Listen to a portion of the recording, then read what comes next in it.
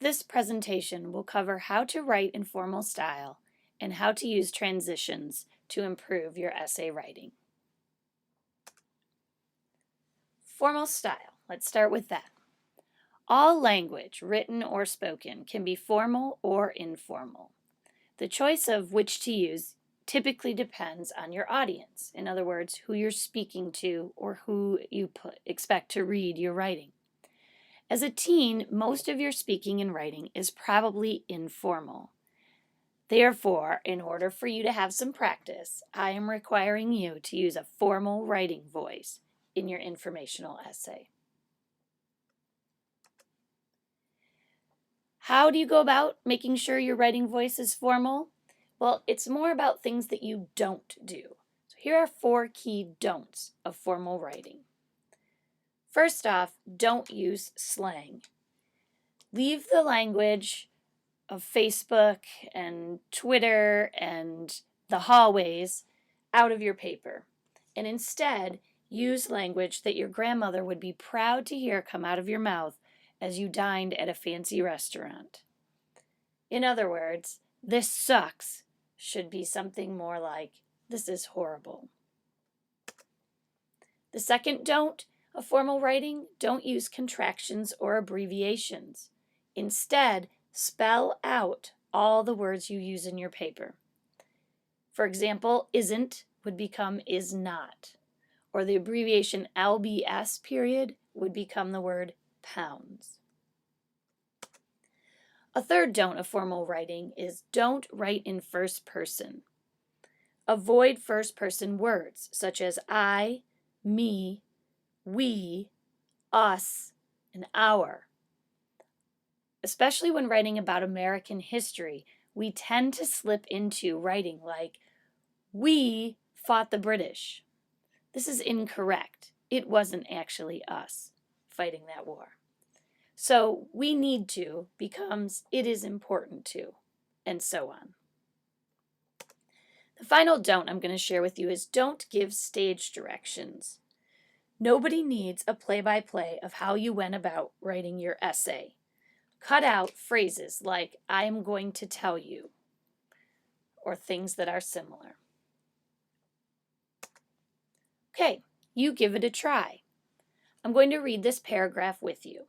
It breaks many of the don't rules I just shared with you.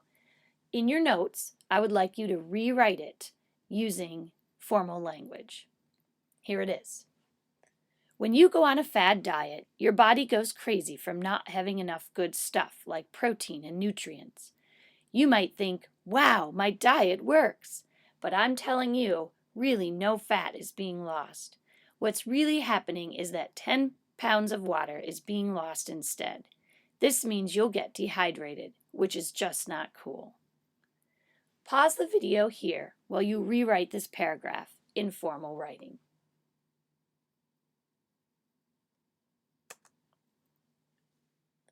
Here's an example of that paragraph written in formal writing. Yours may not be identical, that's fine, but it should sound something like this. The lack of protein and nutrients in fad diets can shock the body.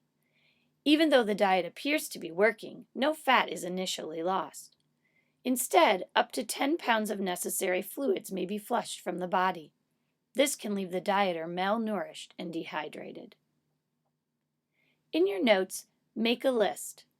Why do you think it's important to write in formal style when writing informational essays? In other words, why am I requiring this of you?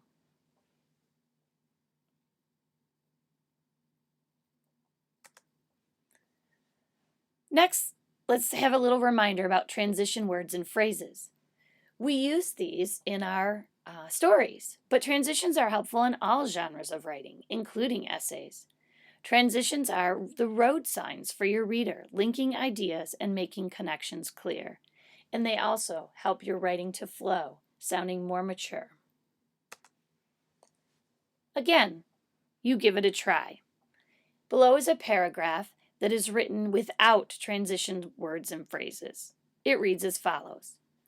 Students who write academic essays need to provide effective transitions that connect their main ideas.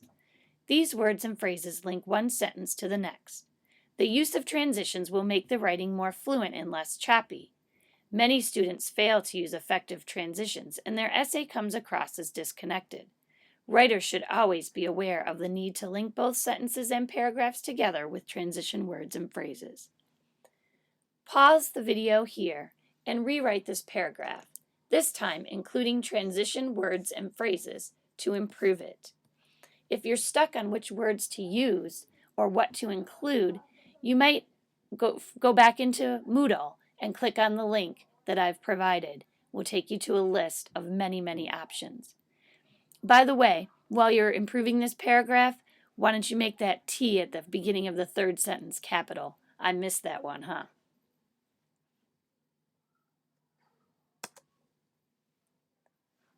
Here's that paragraph, that same paragraph, but this time with transitions added. Students who write academic essays need to provide effective transitions that connect their main ideas. For one thing, these words and phrases link one sentence to the next. Moreover, the use of transitions will make the writing more fluent and less choppy. Unfortunately, many students fail to use effective transitions, and as a result, their essay comes across as disconnected. To avoid this, writers should always be aware of the need to link both sentences and paragraphs together with transition words and phrases. Now, you might have chosen different placement or different transition words and phrases. The point is, you should have some in there so that your sentences flow and your ideas connect. So to review, make sure that you are writing your essay in formal style and include transition words and phrases to guide your reader. When you get back to work on your draft, backtrack all the way to the beginning. Move through it, reading carefully and fixing any instances of informal style you see, and add transition words where they would be helpful. Then, as you continue on to finish the body of your draft, make sure to follow the guidelines in this video as you do.